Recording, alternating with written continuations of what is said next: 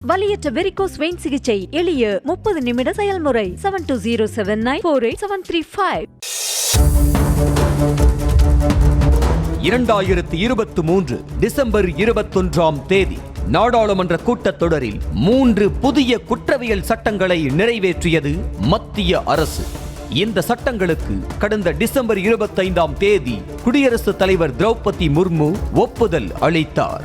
இந்த புதிய குற்றவியல் சட்டங்களை நிறுத்தி வைக்க காங்கிரஸ், திரிணாமுல் காங்கிரஸ், திமுக உள்ளிட்ட இந்தியா கூட்டணி கட்சிகள் வலியுறுத்தி வருகின்றன. ஏற்கனவே நடைமுறையில் இருந்த ஐபிசி எனப்படும் இந்திய தண்டனை சட்டத்திற்கு மாற்றாக பாரதிய நியாய சன்ஹிதா என்ற பெயரில் புதிய சட்டம் அமல்படுத்தப்பட்டுள்ளது. இதேபோல் சிஆர்பிசி என அழைக்கப்படும் குற்றவியலில் நடைமுறை சட்டத்திற்கு பதிலாக பாரதிய நகரிக் சுரக்ஷா சன்ஹிதாவும் அமலுக்கு வந்துள்ளது. 1872ஆம் ஆண்டு முதல் இந்தியாவில் அமலில் உள்ள இந்திய ஆதார சட்டம் பாரதிய சாக்ஷ்யா சட்டம் என மாற்றி அமைக்கப்பட்டுள்ளது. தற்போது முதல் மொத்தம் 484 பிரிவுகளை கொண்ட சிஆர்பிசிக்கு மாற்றாக இருக்கும் பாரதிய நாகரிக் சுரக்ஷா சன்ஹிதா இனி 531 பிரிவுகளை கொண்டிருக்கும்.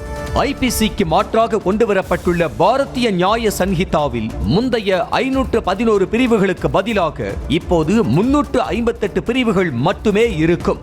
1827ஆம் ஆண்டின் ஆதார சட்டத்திற்கு மாற்றாக வந்துள்ள பாரதிய சாக்ஷ்யா சட்டத்தில் முந்தைய 167 பிரிவுகளுக்கு பதிலாக இப்போது 170 பிரிவுகள் இருக்கும். இந்த புதிய சட்டப்பிரிவில் புதிதாக 21 குற்றங்கள் சேர்க்கப்பட்டுள்ளன. 41 குற்றங்களுக்கான சிறை தண்டனை அதிகரிக்கப்பட்டுள்ளது. 82 குற்றங்களுக்கான அபராதம் அதிகரிக்கப்பட்டுள்ளது. 25 குற்றங்களுக்கு கட்டாயமாக குறைந்தபட்ச தண்டனை வழங்க வழிவகை செய்யப்பட்டுள்ளது. பல்வேறு குற்றங்களுக்கு தண்டனை கடுமையாக்கப்பட்டிருந்தாலும் எதிர்க்கட்சிகள் புதிய சட்டங்களை எதிர்ப்பதற்கான காரணங்களை பட்டியலிடுகின்றன.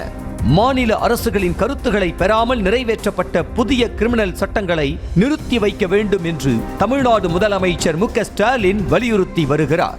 ஆனால் புதிய கிரிமினல் சட்டம் தொடர்பாக மொத்தம் 3200 பரிந்துரைகள் பெறப்பட்டுள்ளதாக விளக்கம் அளித்துள்ளார் உள்துறை அமைச்சர் அமித் ஷா. இந்த 3 சட்டங்களையும் பரிசீலிக்க 158 கூட்டங்களை தான் நடத்தியதாகவும் உள்துறை அமைச்சர் அமித் ஷா தெரிவித்திருக்கிறார். பாதிக்கப்பட்டவர் எந்த காவல் நிலையத்திற்கு வேண்டுமானாலும் புகார் அளிக்க புதிய கிரிமினல் சட்டங்கள் வகை செய்கின்றன. ஆனால் அந்த புகார் 24 மணி நேரத்திற்குள் தொடர்புடைய காவல் நிலையத்திற்கு கட்டாயமாக மாற்றப்பட வேண்டும் என்று புதிய கிரிமினல் சட்டம் உறுதிப்படுத்துகிறது என்பது உள்ளிட்ட சாதகமான அம்சங்களை அமித் ஷா சுட்டிக்காட்டியுள்ளார். இதே போல முன்பு 19 வகையான குற்றங்களில் ஏதோ ஒன்றில் ஈடுபட்ட ஒருவரை மட்டுமே தலைமறைவு குற்றவாளியாக அறிவிக்க முடியும். ஆனால் புதிய சட்டங்களின்படி 120 வகையான குற்றங்களில் ஏதோ ஒன்றில் ஈடுபட்டிருந்தாலும் அவரை தலைமறைவு குற்றவாளியாக அறிவிக்க வழிவகை செய்யப்பட்டுள்ளது என்றும் குறிப்பிட்டுள்ளார் அமித் ஷா.